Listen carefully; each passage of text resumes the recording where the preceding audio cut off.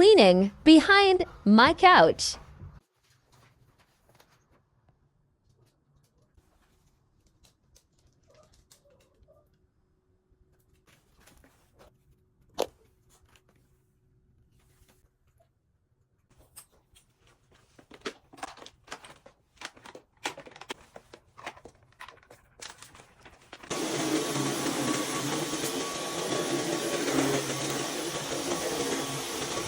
I have to switch gears. My Dyson stopped working and I don't know what's wrong with this, so we're just gonna have to use this Tineco, which I love.